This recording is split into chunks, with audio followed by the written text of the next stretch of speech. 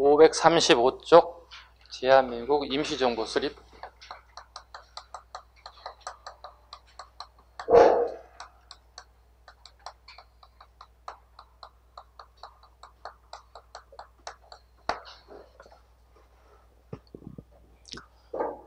자, 3.1운동 이후에 우리 정부가 3개가 만들어진다고 방금 말씀드렸죠. 첫 번째, 연해주 가겠습니다. 대한국민의회. 1919년 3월 달에. 여기에 대통령이 손병이에요. 대통령 손병이. 그 다음에 국무총리의 이승만. 그 다음에 상하이 4월 달에. 상하이에도 임시정부가 하나 만들어집니다. 네. 여기 국무총리 여기 또 이승만이에요. 국무총리 이승만. 그 다음에 한성정부 가볼까요? 한성정부. 또 이승만은 한성정부에도 참여를 하게 됩니다. 네. 이승만은 한성정부에도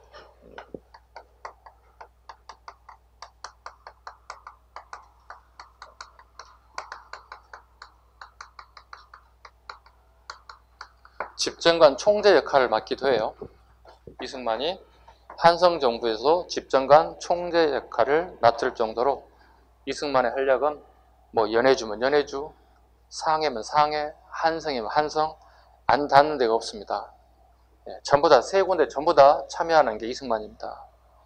자, 문제는 임시정부가 3개나 된다는 얘기죠. 그죠? 상하이, 연해주, 한성. 이건 일관성이 없어지는 거죠. 통합을 하게 된다고요. 자, 1919년 9월에 상해 임시정부로 통합이 됩니다.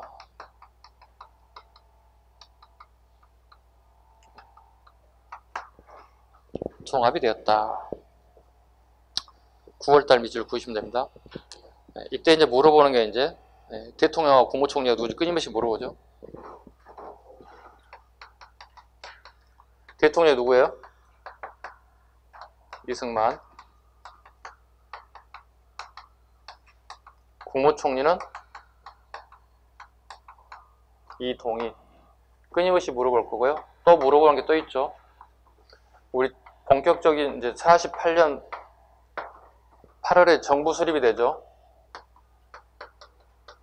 이때도 대통령하고 국무총리 또 물어보죠. 대통령 이승만. 국무총리 이시영. 구분할 것? 구분하실 것? 상해 임시정부 초기의 대통령 이승만. 해방되고 난 다음에 우리나라 선거에서 공화정이 선포되고 대통령을 선출할 때 이승만. 국무총리는 이동희와 이시영. 달라요. 말장난 치는 거 뭐밖에 없겠어 그러면. 요거겠지. 이동희하고 이시영 가지고 말장난 치겠죠. 네, 요거 살짝 잡으셔야 돼. 그 다음에 3번 대한민국 임시정부 최초의 공화제다. 최초의 공화제입니다. 우리나라에. 네, 최초의 공화제다. 공화정을 최초로 주장한 단체는 또 알아야 되겠지. 어디에요? 신민회.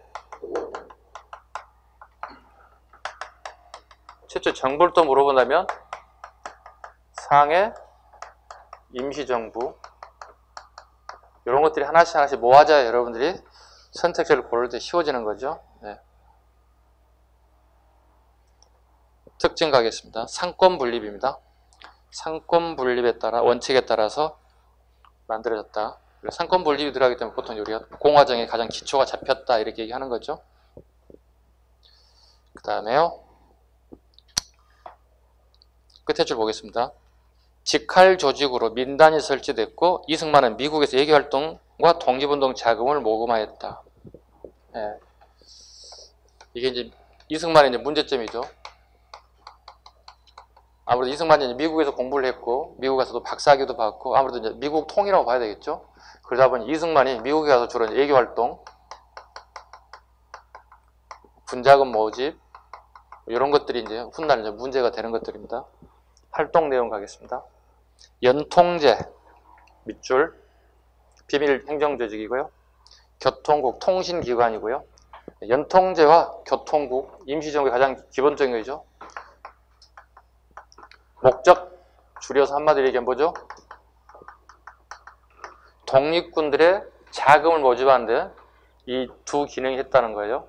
두 가지.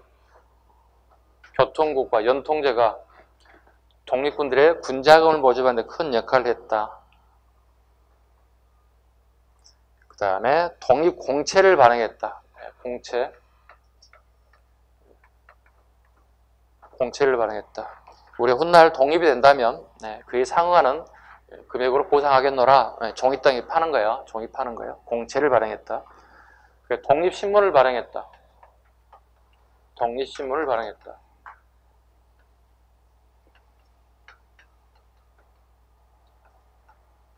처음에 신문은 독립이라는 글자 한자로 처음 나왔습니다. 처음 발행할 때는 한자로 되어 있는 독립이라는 글자가 나왔고요. 여기 한 20회 정도 지나고 난 다음에 독립신문이라고 해서 한글로 발행이 됐어요. 이거 7급하는 사람들 꼭 잡으셔야 돼요. 7급 법원직 뭐 이러하신 분들이요. 일반 행정직은 그냥 그러겠다고 정도만 지나가셔도 상관없어요. 처음에 독립이라는 두 글자 한자로 시작했다가 20회 발행 이상 22회쯤 됐을 때 한글로 독립신문이라는 명칭이 이렇게 바뀌기 시작하고요. 여기 이광수가 여기에 신문사의 가장 핵심적인 자리로 앉게 되었다. 이광수 같은 사람들 보시면 되겠습니다. 그런데 이게 일주일에 3회 정도가 기준이었어요. 원칙이었어요. 일주일에 3번 정도 신문을 발행하겠다 이런 기준이었어요. 근데 이제 1925년쯤 되면 한 달에 한 번 정도도 만족했죠. 근데 25년 이후부터는 결과적으로는 자금난으로 중단됐다 보시면 돼요. 뭐 일제에서 중단된 게 아니고 엄청난 돈이 들어가잖아요. 인쇄하게 된다. 그죠? 이런 부분들 때문에 중단됐다 정도까지 됐죠. 그 다음에 사료 편찬소. 그것도 하나 밑줄 그어야 될 것 같은데요. 사료 편찬소. 우리 역사에 대한 부분을 놓칠 수가 없잖아요. 일제강점기에 우리 역사를 기록하는 사료 편찬소가 만들어졌다. 김규식을 전권대사로 임명하여 파리 강화에 독립청원서를 제출했다. 김규식 밑줄 그으시고 파리 강화에 밑줄 그으시고. 자, 공부를 좀 저를 뿐만이 아니라 앞전 선생님이나 누구로부터 또는 공부를 할 때 알아야 할 내용 중에 하나가 디테일 중에 하나가 이거 놓치시면 안 되는 게 하나 이겁니다. 지금 현재 김규식입니다. 김규식을 파리에 보냈잖아요. 그죠? 네, 전권대사를 보냈어요. 이거 몇 월 달에 보냈어요? 앞 시간에서 1교시 때 했어. 몇 월 달? 2월 달에 보냈다고. 파리 강화에 전권대사로 가서 파견했다고. 2월 달이라고. 다시 봐봐. 대한민국 임시정부가 수립된 건 언제죠? 1919년 9월이지.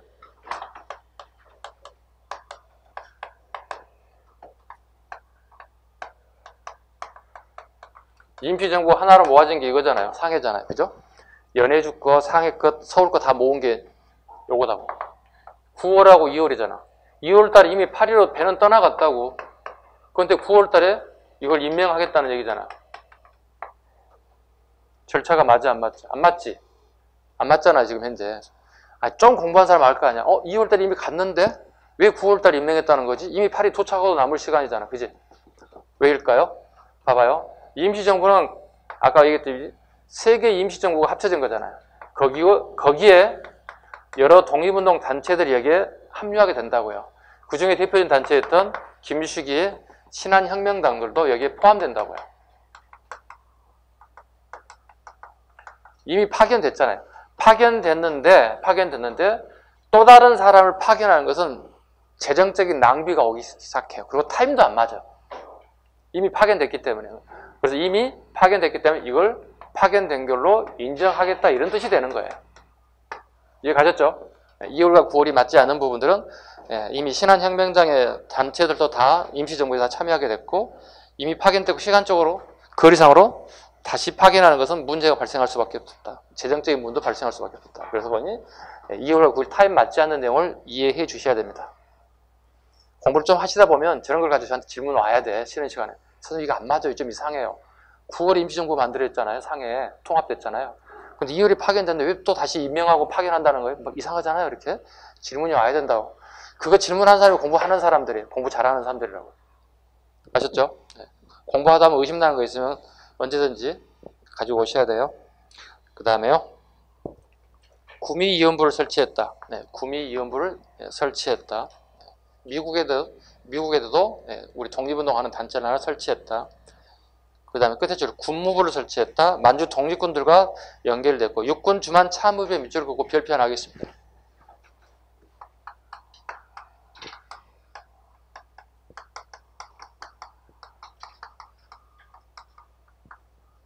육군 주만 참의부란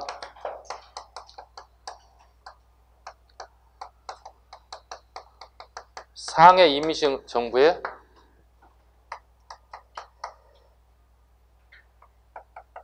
주력부대예요. 육군 주력부대입니다. 앞으로 제가 공부할 때 항상 알아야 할 게 있어요. 정부가 필요하죠. 나라를 운영하기는. 그죠? 그럼 이 정부를, 이 나라를 지키기 위해서는 꼭 뭐가 있어야 돼요? 군대가 있어야 한다는 사실 꼭 알아두셔야 돼요. 정부가 있고 정부에는 당이 있죠. 당에서 항상 군대를 만든다는 사실을 꼭 기억하셔야 돼요. 이해 가셨죠? 봐봐요. 상해 임시정부, 적어볼까요? 상해 임시정부의 내용 하나 잡으시고, 그럼 상해 임시정부에 여당과 야당이 있을까 없을까? 있어야지. 왜? 아까 3권이 분리됐다고 그랬잖아. 사법, 입법, 행정이 분리됐잖아. 네. 그럼 입법기관이 있으니까 결과적으로 뭐야? 당이 있다는 얘기다. 여당이 있고 야당이 있다는 얘기다. 그럼 이 당에서 군대를 만든다고요. 항상 우리 독립운동사에 보면 항상 당이 앞에 나오고 그 뒤에 군대가 만들어져요. 앞으로 이런 책을 계속 얘기할 텐데요. 당이 있고 군대가 만들어졌다. 그 상해 임시정부의 주력 부대가 육군 주만 참의부라고요. 육군 주만 참의부라고요. 살짝만 치고 넘어가 볼게요. 살짝만 이렇게 봐볼게요. 우리 공부 좀 하신 분들 알 거예요. 자유시 참배라는 거 아시죠? 러시아에 스보보든이 가가지고 낭패를 당하고 내려오죠. 다시 내려와서 여기 뭐가 만들어져요? 육군 주만 참의부, 정의부, 신문부 1923년, 24년, 25년에 만들어진다고. 이걸 뭐라 불러요? 부자가 들어서 3부라고 그런단 말이야. 참의부, 정의부, 신문부가 만들어진단 말이야. 이해 가셨죠? 이때 여기 얘기하는 육군 주만 참의부가 여기 상해의 주력 부대란 뜻이에요. 이해 가셨어? 그리고 훗날 이승만 세력이 탄핵된다고. 상해 임시정부 이승만 대통령이 탄핵된다고. 이때 육군 주만 참의부는 이승만 탄핵을 찬성할까 반대할까? 반대하는 세력이라고. 왜? 상해 임시정부에서 군을 만든 애들이잖아. 자, 대한민국 현재 대통령이 있고 대통령을 탄핵한다면 군인들이 탄핵을 쉽게 할 수가 없다는 거예요. 왜? 자기의 통수권을 가지고 있는 사람이 대통령이니까. 이승만 대통령이 상해 임시정부에 군 통수권을 가지고 있단 말이야. 군 통수권을 가지고 있는데 참의회들이 우리 대통령 바꿔요 이렇게 얘기할 수 없다는 거지. 그래서 정의부, 신문부 애들은 이승만 대통령을 탄핵할 때 찬성하는 세력인 반면에 여기는 찬성 세력이 아니라고. 이게 육군 주만 참의부예요. 아셨죠? 또 할 거예요. 좀 이따가 이제 육군 주만 참의부가 어디라고요? 상해 임시정부의 뭐라고요? 주력부대라고요. 주력부대라고. 자, 다시 그림 한번 보겠습니다. 상해 임시정부의 독립신문 그 첫 번째 처음 발행했을 때 한자 한번 봐봐요. 독립이라고 되어 있죠. 그죠? 독립이라고 되어 있죠. 그죠? 네. 처음에 발행할 때는 이렇게 한자로 이렇게 나와 있다고요. 네. 한 20호 정도까지 이렇게 발행이 됐어요. 그리고 22호부터는 이제 우리 한글로 네 글자로 독립신문 이렇게 발행됐다고요. 이것도 하나 알아두시면 좋을 것 같습니다. 한자, 한글 1회부터 21회, 22회부터는 한글로 독립신문 이렇게. 예, 이건 좀 어려운 공부하신 분들 꼭 잡아주시면 될 것 같습니다. 그 다음에 상해 임시정부 이동 통로 한번 볼게요. 제일 밑에 그림 한번 봐봐요. 상해에서 항저우로, 전장에서 다시 창사로, 광저우에서 류저우에서, 치장에서 충칭이죠. 여기서 공부할 것은 이런 경로가 있었다는 거 하나 알아주시고, 상해 임시정부에 뭐 색깔 페이스만 하나 잡아주시면 되겠다.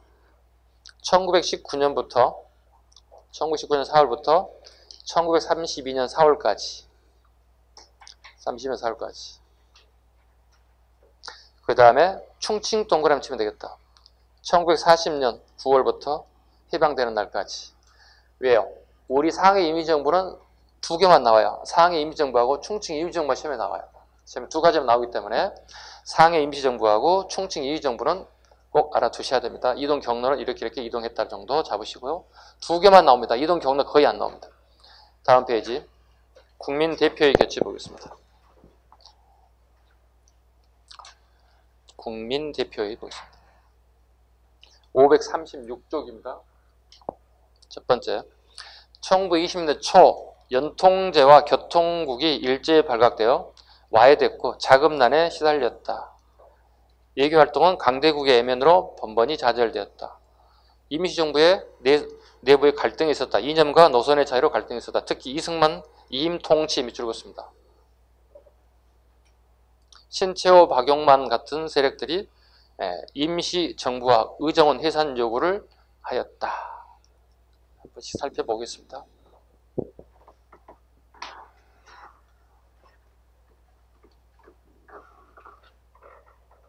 (536쪽)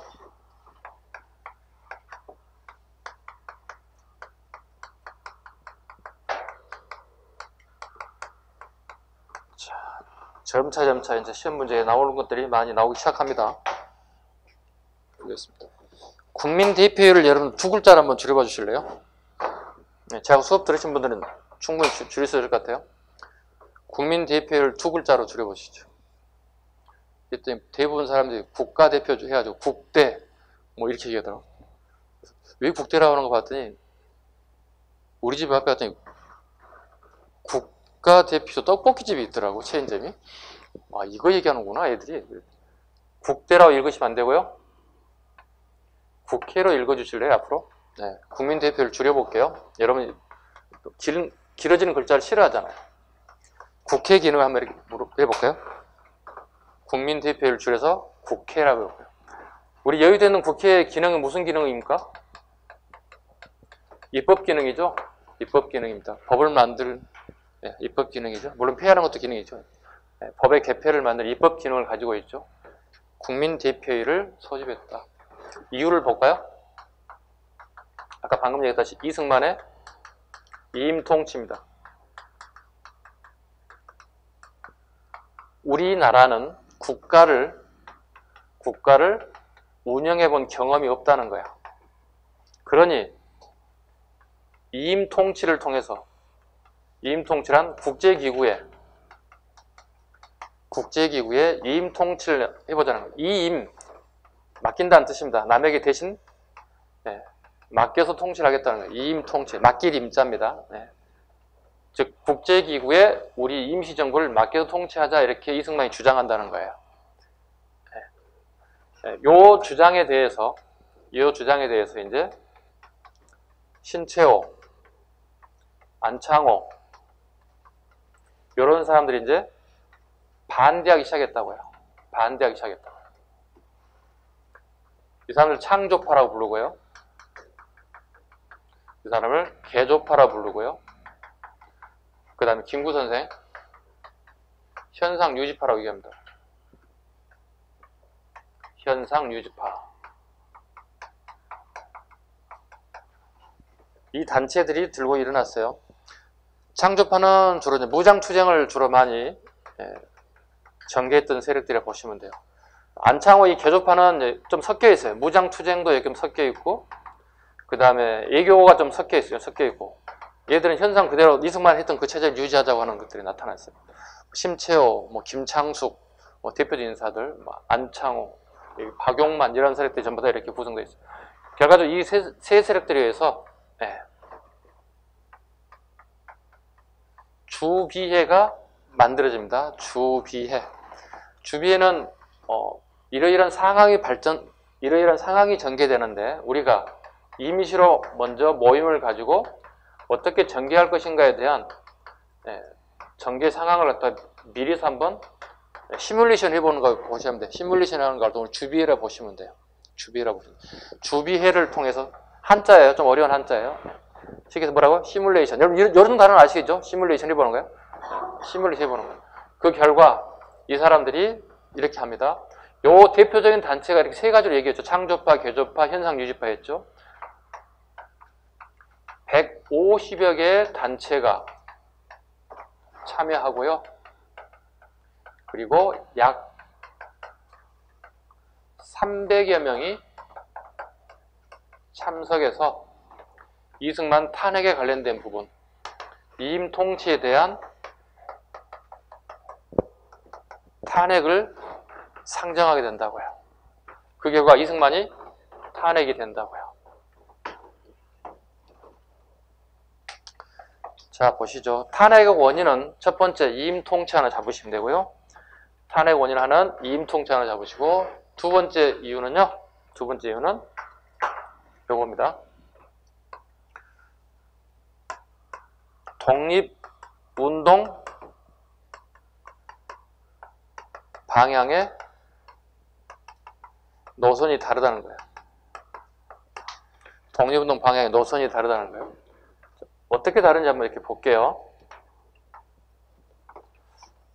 우리가 보통 독립운동 방향은 크게 세 가지 방향으로 나누거든요. 여기를 서간도, 여기를 북간도, 여기를 연해주 이렇게 세 가지로 나누죠. 또 다르게 표현도 합니다. 서간도를 남만주, 같은 말로요. 북만주 이렇게 표현도 해요. 독립운동사 공부하면. 다 같은 말로 잡으시면 되고요. 자, 1, 2, 3 세 개가 있죠. 이 세 개의 지역에 있었던 이 단체들은 무장투쟁이에요. 일본인들에게 우리가 말로 해서 될 일이 아니라는 얘기죠. 말로 했으면 벌써 했다는 거지. 이미 해결됐다는 얘기지. 일본인들에게 총칼로 짓밟으면 우리가 말로 될 수 있는 상황이 아니라는 거예요. 그래서 우리가 할 수 있는 것은 무장투쟁밖에 없다는 거예요. 대신에 여기 상해에 있는 임시정부 이 사람들의 운동 방향 아까 방금 얘기했다시피 예교적 노력을 통해서 독립을 쟁취하겠다는 마인드를 가지고 있어요. 근본적으로 이거 4번이라면 1, 2, 3과 4번은 생각이 같아요? 달라요? 완전히 상반되는 거죠. 그럼 당연히 노선의 문제가 갈등이 일어날 수밖에 없는 거예요. 결과적으로 이임 통치를 통해서 불거졌던 문제들이 이 문제까지 같이 겹치게 되면서 이승만이 탄핵이 됐다는 뜻입니다. 자, 아까 상해 임시적 주력부대가 어디 있다고 그랬죠? 여기 있었죠. 그 주력부대 이름이 뭐예요? 10분 전에 10분 전에 육군 주만이라는 것은 만주에 있다는 뜻이야. 참의부가 만들어있다고. 얘들이 찬성했다 반대했다? 얘들은 반대했다고. 얘들은 반대했다고. 이해 가셨죠? 네. 왜? 자기 정부니까 반대했겠지. 네. 그래서 신채호 선생이 강력하게 비판합니다. 이승만에 대해서. 이임 통치에 대해서 이렇게 비판합니다. 신채호 선생이 비판 내용입니다. 이렇게 얘기합니다. 참고로 알아두시면 된다. 나라를 팔아먹은 누구죠? 을사오족 중에 가장 대표적인 인사? 이한용은 나쁜 놈이에요. 나쁜 놈이다. 그러나 and 벗으러 할까요?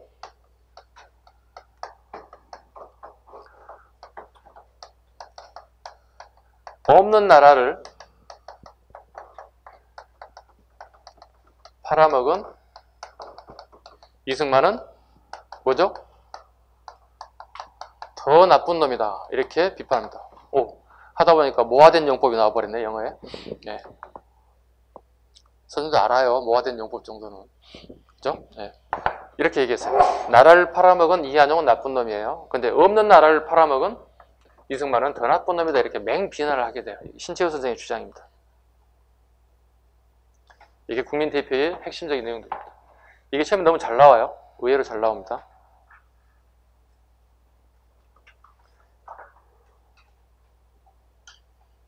됐죠? 자, 이렇게 해서 국민 대표회의까지 됐습니다. 자, 그럼 이승만이 탄핵됐습니다. 그죠? 탄핵되면 어떻게 해야 돼요? 이제 새로운 대표를 뽑아야 될 거 아니야. 그죠? 새로운 대표를 뽑는 게 오른쪽 527쪽에 나와 있습니다. 527쪽에 이제 개헌 문제가 나타납니다. 왜? 지금 우리나라도 뭐 대통령제에 대한 문제 계속 불거지기 때문에 개헌을 해야 된다 뭐 이런 얘기 계속 나오고 있는데 이 시기도 마찬가지였어요. 이승만 대통령제에 대해서 불만이 많이 쌓이게 된다고요. 그 결과 새로운 제도를 만들어내기 시작합니다. 537쪽의 상단에 한번 봐보시죠. 개헌 내용 한번 살펴볼게요. 작년, 재작년 연속 계속 나왔고요. 올해는 출제되지 않았고요.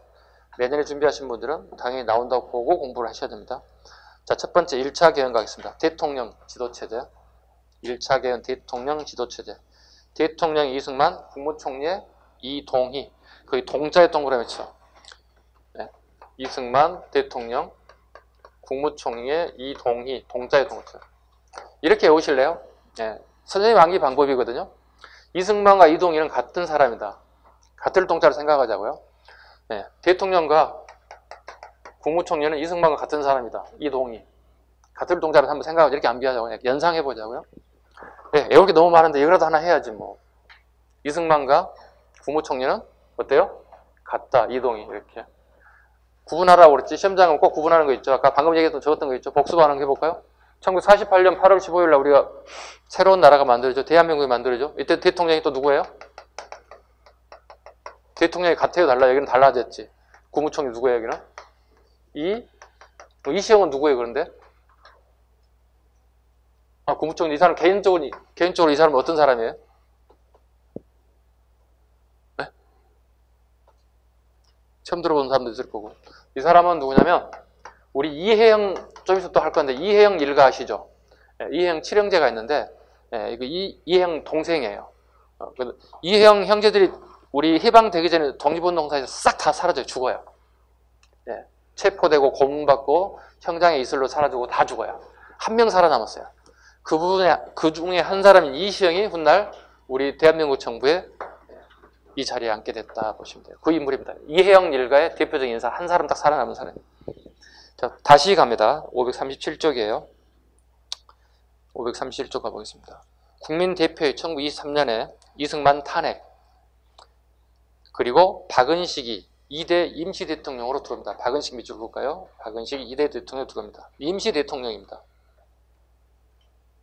자, 김구의 노력에 의해서 이승만 떠나갔잖아요. 떠나갔기 때문에 김구밖에 남아있는 게 없죠.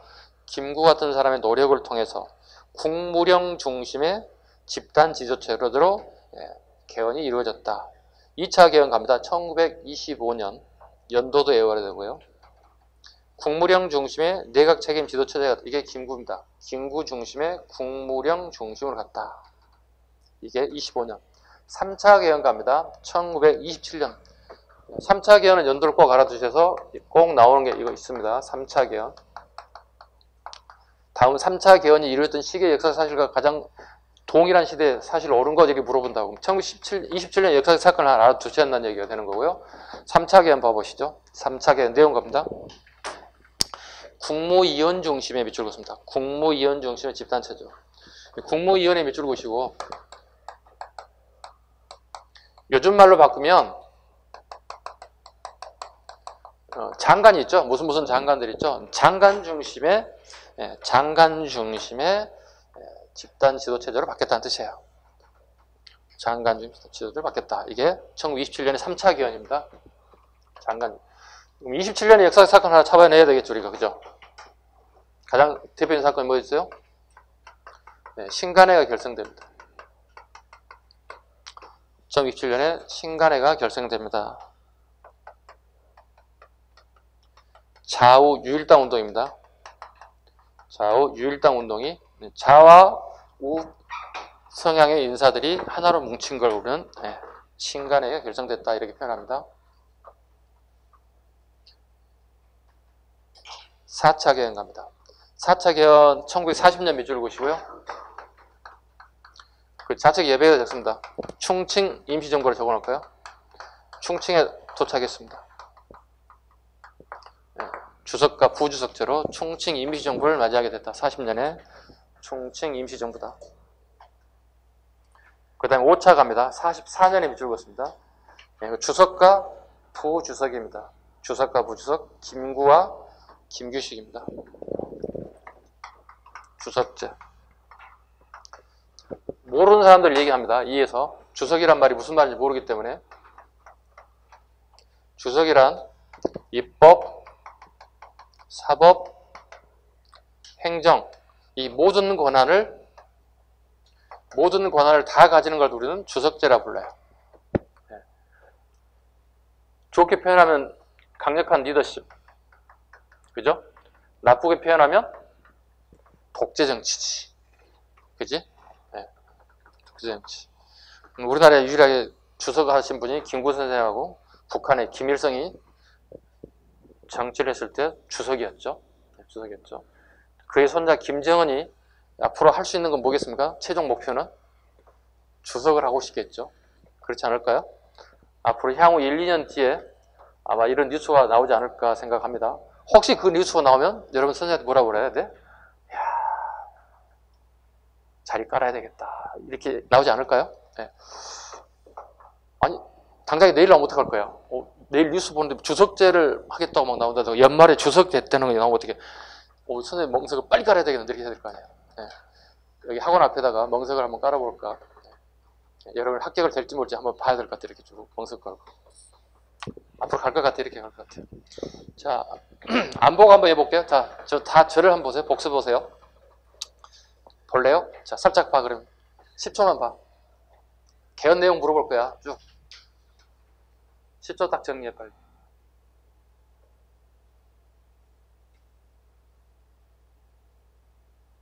땡. 됐어. 저를 보세요 이제. 자, 상해 임의정 최초의 정부 제도 뭐였어요? 첫 대통령제잖아요. 그죠? 대통령제, 그 다음에 국무총리잖아요. 대통령이 누구라고요? 국무총리? 같아. 이렇게 외우라고요. 이승만 꼭 같은 사람이 이렇게 외우시라고요. 이 사람 비하하는 뜻이 아니라 우리 암기하기 위한 정도예요. 자, 근데 이게 실패했죠. 이승만이 무엇 때문에? 임 통치하고, 그 다음에 독립운동 방향이 달랐죠. 노선이 달랐죠. 여기는 뭐였죠? 예교적 노선. 1, 2, 3는요? 무장, 투쟁. 불만이 뭐였냐면 임시정부가 여기 있으면 안 된다는 거지. 어디 있어야 된다는 얘기지? 여기나 여기 있어야 한다는 얘기지. 피 흘려 죽여가는 독립운동가들이 있는데 왜 여기서 니들 따뜻한 안방에서 놀고 있냐는 얘기지. 여기 와서 간식도 넣어주고 위로도 해주고 술도 가끔 사줘야 될 거 아니야 말이지. 왜 여기 있냐는 얘기지. 이게 불만이야. 쉽게 그렇잖아. 누가 무슨 일을 시켜놓냐면 그 근방에 가서 간식도 사주고 뭐 술도 가끔 사주고 그래야 뭐 일이 잘 될 거 아니야. 이게 안 된다는 얘기지. 자, 결과적으로 탄핵됐어요. 누가 임시 대통령으로 왔다고요? 박은식이. 박은식이 해야 할 일 뭐예요? 개헌이에요. 다음 정권에게 물려주는 거예요. 개헌하고. 자, 개헌 갑니다. 그 개헌이 어떻게 바뀌었습니까? 2차 개헌. 어떻게? 김구 중심의 국무령 중심으로 갔다고. 이거 2차 개헌이란다고. 국무령 중심의 집단 지도체제로 갔다. 몇 년이라고요? 1925년이라고요. 자, 3차 개헌 갑니다. 2년 뒤입니다. 몇 년이죠? 그러면 1927년이라고요. 여기 뭐죠? 국무위원이죠. 이유를 알아야 돼요. 왜 국무위원제로 가는지 봐야 돼요. 많은 독립운동가들이 노선이 달라가지고 떠나간다고. 전부 다 마이웨이 하고 있다고. 전부 다 자기 갈 길을 가고 있다고. 그 김구가 어떻게 다투게 할 거냐? 제발 가지마. 너 오늘부터 국무부 장관, 너 내일부터 교육부 장관, 너 무슨 장관 하나씩 자리를 다 주는 거야. 떠나가지 말라고. 그 사람 중심으로 가는 거야. 이거 무슨 체제라고 그러죠? 집단 지도체제로 가는 거야. 왜? 어느 정도 권한을 주할 거 아니야. 발언권도 주할 거 아니야. 그래야 떠나가지 않을까. 책임감 가지고. 그죠? 권한도 동시에 책임감도 주는 거지. 이게 집단 지도체제로 가는 거예요. 장관 중심 체제로 간다는 거죠. 떠나가기 시작합니다. 32년에 떠나가기 시작합니다. 왜 떠나가기 시작합니까? 임시정부를? 무슨 사건이 터졌습니까? 폭탄 투척 사건이 터지잖아요. 윤봉길의 홍콩 공원에 폭탄 사건들이 터져 나오시잖아요. 봤더니 누구 밑에 놈이야 이게? 김구 밑에 있던 한인 애국단이 있잖아요. 안 되겠네. 일본에도 이렇게 프랑스 공사관에 압박을 가하잖아요. 왜? 프랑스 공사관 안에 있는 조계지 안에 신분이 안정될 수 있는 것에 치외법권 인정되는 제 김구가 임시정부를 얻어 쓰고 있단 말이에요. 프랑스 걸 하나. 프랑스에 압력을 가하잖아요. 그래서 프랑스 애들이 참다 안 되니까 안 되겠네. 여기까지밖에 안 될 것 같습니다. 떠나주세요. 그래서 김구선이 떠나는 거야. 네, 프랑스 조계지 안에 있다가 김구선이 떠나는 거야. 떠날 때 누가 같이 들어와요? 중국 국민당의 장제스가 1억 인구가 하지 못한 중국인, 그 당시 1억이었어요. 1억 인구가 원래 10억이 넘었잖아. 되게 분양을 많이 했어, 그죠? 예, 1억에서 10억까지 넘어갔으니까. 1억 인구가 하지 못한 일을 1000만에 해당되는 조선인이 폭탄을 던져서 일본 애들이 상해를 입혔다. 대단하다. 누군가 봤더니 윤봉길이야. 한이 애국단이야. 누가 만들어 봤더니 김구야. 김구가 수계야. 김구를 만나죠. 당신 나 따라다니세요. 당신 나 따라다니면 우리 중국에서 독립운동할 수 있는 자리를 마련해 주겠습니다. 수경제를 제공하고 그다음에 군사적 지원을 아낌없이 하겠습니다. 그 상황 이후부터 어떻게 해요? 상해를 떠나야 되고 장제수와 계속 지속적으로 이동해야 된다고요. 장제수와 함께. 이 당시에 중국 정부는 두 개가 있습니다. 국민당 정부, 민족주의 계열의 국민당 정부 하나하고 마오쩌둥 정부에 해당되는 공산당 정부 두 개가 있어요. 하남 지방에는 국민당 정부가 있고요. 하북 지역에는 마오쩌둥의 공산당 정부 두 개가 있습니다. 아셨죠? 두 개가 있다는 사실 알아두셔야 돼, 지금 현재. 네.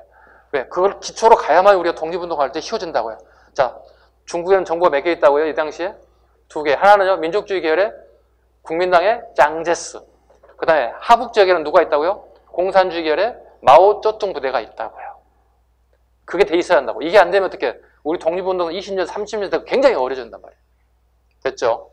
자, 다시 어디까지 왔나요? 충칭까지 왔다고요. 충칭 임시정부가 만들어졌다고요. 이건 태도는 뭐요? 주석제라고요.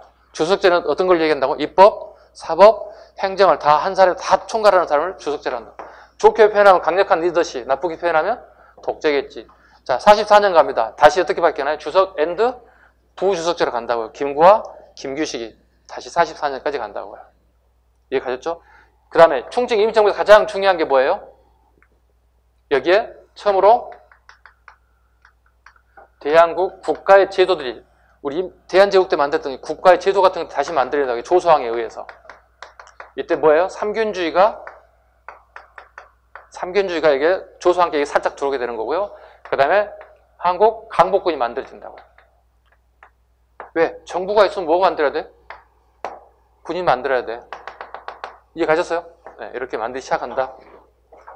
자, 다시 537쪽에 민족의 취향 보겠습니다.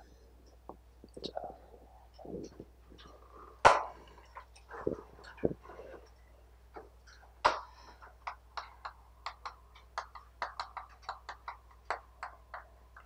민족의 지향 한번 보겠습니다. 첫 번째, 물산 장려운동. 이건 간단해요. 네, 어려운 거 없습니다.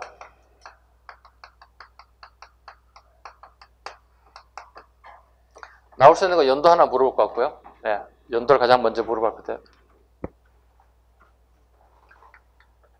22년, 23년에 가면 주로 많이 활동했던 단체가 이제 물산 장려운동. 그래서 20년대 초 이렇게 해도 상관없어요. 20년대 초반 물산 장려운동. 누가 중심이 됐나요? 조만식 민족주의 계열의 지도자입니다. 예, 민족주의 계열의 지도자입니다. 조만식이 물산 장려했다. 어디에서 출발했나요? 평양에서. 그러한 다음에 전국적으로 이동했다는 것. 동네 이름 가지고 말장난 친구 꽤 많아요. 뭐 서울에 출발해서 전국적으로 됐다 이런 질문 틀려요. 평양에 출발해서 전국화되기 시작했다. 이유가 뭘까? 원인이 뭘까? 배경이 뭘까? 원인이나 배경도 물어보겠죠. 선택 질문 끊임없이 나오겠죠. 수업 시간에 가끔씩 하죠. 관세, 철폐 조짐이 보인다고요? 관세, 철폐 조짐이 보인다고요. 복습해 볼까요? 우리가 일본으로부터 관세를 언제부터 받기 시작했어요? 강화도 조약? 아니면 조일? 통상? 장정 때부터 받기 시작한 거죠. 그죠? 받기 시작한 거죠. 그럼 조일 통상 전에 앞에 뭐가 있어야 돼? 조미, 수호, 통상, 조약이 맺어져야 되겠죠. 그죠? 몇 년? 1882년, 1883년. 어려워도 하셔야 돼요. 어려운 거 다 버리고 쉬운 것만 찾아가면 점수 안 나와요. 그죠? 어려운 거에서 합격이 당락이 결정되는 거지. 단체라든가 뭐 이런 게 나오고 선생님 어려워요. 저 포기하고 싶어요. 뭐 이러시면 안 돼요. 자, 이때 처음으로 뭐예요? 관세를 10% 미만 우리가 미국으로 받기 시작했죠. 일반품이죠. 사치품은요. 30% 미만을 받는 게 우리가 이제 처음으로 학습 효과가 여기에 나타난다고. 그죠? 학습 효과가. 우리는 바보처럼 강화도자 기후부터 70년 강화도자 기후부터 어떻게 해요? 이게 전혀 안 돼 있다고. 우리 솔직한 말로 뭐예요? 무지하다고. 국제정세, 국제법 아예 모른다고요. 그러다 보니 관세를 받아야 되는지 안 받아도 되는 건지 전혀 몰랐다는 거죠. 조일통상장정 이후부터 우리가 일본으로부터 관세를 받기 시작했다고요. 자, 항세도 받고요. 그 다음에 관세도 받기 시작했다고. 대등하게 받아요. 10%, 30% 대등하게 받아요. 그러고 난 다음에 요게 잘 됐던 것들이 20년 되니까 어떻게 관세를 철폐하겠다고 하는 운동이 일본 애들 조짐이 보인다고. 소무지라는 게 금방 가잖아요. 심리, 백리, 천리를 가잖아요. 조만식의 기회도 들렸다는 거지. 안 되겠네. 왜? 일본 애들이 관세와 항세를 안 낸다면 우리나라에 있는 물건과 그 다음에 일본에서 들어온 물건이 우리나라 게임이 안 되게 깨진단 말이야. 우리나라에 어떻게 상품이 완전 팔리지 않는 상황이 발생할 수 없다. 이걸 방지하기 위해서 어떻게 하는 거예요? 물산 장려운동을 펼쳤다. 즉 우리 기업이 또는 우리 민족이 만든 것, 우리가 쓰자는 운동이에요. 우리 기업이 만든 것, 우리 민족이 만든 물건을 우리가 쓰자. 굳이 일본 걸 쓸 필요 있느냐? 요즘 무슨 운동 벌어지고 있죠? 뭐 노아베, 뭐 일본 불매우 운동 이렇게 벌어지는 거고 거의 흡사한 운동이 이게 물산 장려 운동입니다. 그 다음에 이 운동에 전 국민이 동참했겠죠? 이런 질문 나오면 틀려요. 네, 전 국민이 동참하지 않았습니다. 누가 반대할까요? 네, 사회주의자들은 반대합니다. 네, 사회주의자들은 반대할 수밖에 없습니다. 예요? 얘들은 이념이 달리잖아요. 얘들은 뭐예요? 집단 농장, 집단으로 농장에서 생산되는 물건을 같이 나눠 먹는 일종의 공산주의 체제를 가지고 있잖아요. 그리고 특정 집단만이, 즉 민족주의의 특정 집단만이 부를 축적할 수 있다는 것에 불만이 지들의 논리하고 이치가 맞지 않아요. 그래서 반대할 수밖에 없었어요. 이런 것도 같이 잡아주시면 될 것 같습니다. 볼까요? 자, 보겠습니다. 하나씩 보겠습니다. 빠진 것 보겠습니다. 물산 장려운동 배경 하나 보겠습니다. 첫 번째, 사회 진화론 입장에서 민족의 실력을 기한다. 그 사회 진화론 일종 하나 그거 봐요. 좀 어려운 단어가 들어가 있네요. 사회 진화론.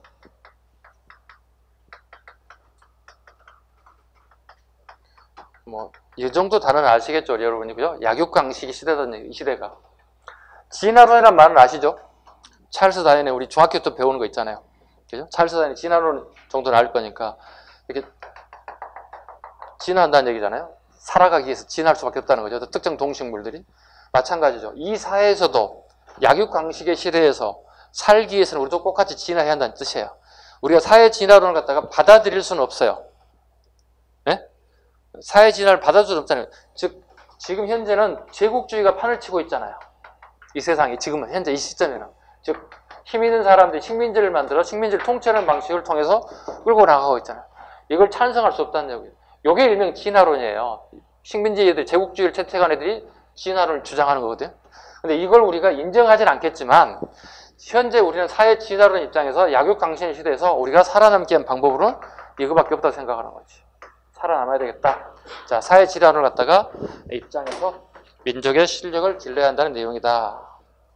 그럼 해사령 폐지 이후에 한국인들의 중소기업 설립이 증가되었다. 해사령 폐지 이후에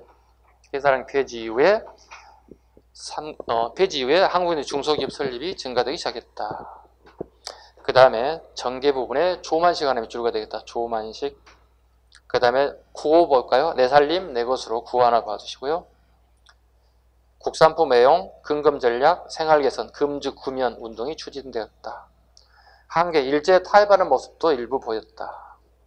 대신에 상품 가격이 상승했고 사회주의자들의 비판이 있었다. 사회주의만 밑줄 하나 그으면 될 것 같습니다.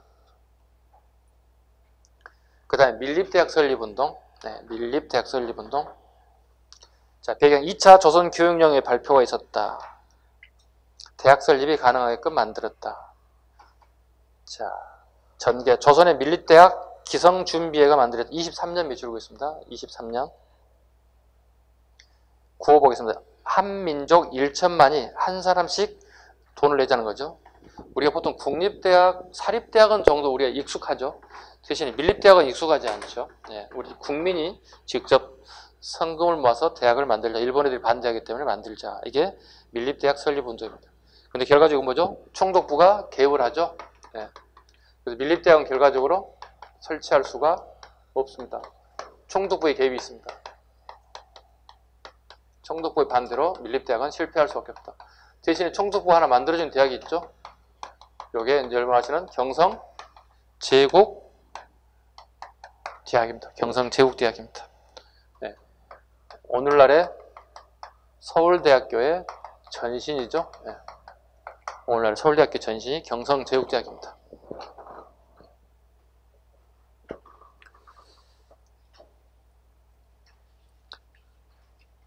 그 다음에 농촌개명운동 35년 이후 전면적 금지시켰고요. 20년대 농촌개명운동을 보겠습니다. 야학, 저녁에 학생들을 모아서 가르치는 거 있죠. 강습소 이런 것들을 통해서 아이들을 가르쳤다. 한글 보급운동 1920년대 후반, 정확하게 1929년이에요. 조선일보 아는 것이면 배워야 한다. 아는 것이면 배워야 한다. 부나르드 운동. 부나르드 운동은 엄밀히 따지면 29년을 벗어나요. 31년이에요. 살짝 적어. 부나르드는 1931년이에요. 좀 까다로운 시험 문제는 1920년대의 대표적인 한글 보급 운동 또는 부나르드 운동을 20년대로 보는 경우가 있는데 이건 틀린 지문을 만들어낼 수 있어요. 그러니까 상황에 따라서 잘 잡으셔야 돼요. 문제 상황에 따라서 잘 잡으셔야 돼요. 엄밀히 따지면 29년, 31년이고요. 20년대에 두 개의 운동이 벌어지다면 또 틀린 지문을 만들어낼 수도 있어요. 출제자 상황에 따라서. 자, 동아일보 부나르드운 가겠습니다. 러시아 말인데요. 우리말로 번역하면 민중수호라는 뜻이죠. 민중수호라는 뜻입니다. 이게 뭐냐면 여러분이 지금 현재 고등학교를 다니고 있단 말이에요. 그 당시에. 고등학교에서 우리가 주로 할 수 있는 게 뭐냐면 인문 교양 지식을 쌓는 게 아니에요. 뭐 한국사하고 뭐 국어하고 뭐 세계사하고 이런 게 아니고요. 거의 대부분 기술 전수 교육을 받는 거예요. 본인이 받은 그 기술 교육을 여러분 고향에 낙향하셔서 그 지역민들에게 기술을 보급해달라는 뜻이에요. 쉽게 부나르드 운동은 자신이 가지고 있는 기술을 낙향해서 거기에도 보급시켜주세요. 이렇게 민중속으로 들어가세요. 이게 부나르드 운동이에요. 여기 살짝 적습니다. 대표적인 소설 하나 적습니다. 시문의 상록수 적습니다. 시문의 상록수. 주인공들이 농업 전문학교를 다니고 그 기술을 배워서 자기 고향에 내려가서 기술 전파를 하고 그 다음에 그 지역의 어린아이들에게 글을 깨우치게 하는 운동을 펼치는 거죠. 이게 상록수의 핵심 내용들입니다.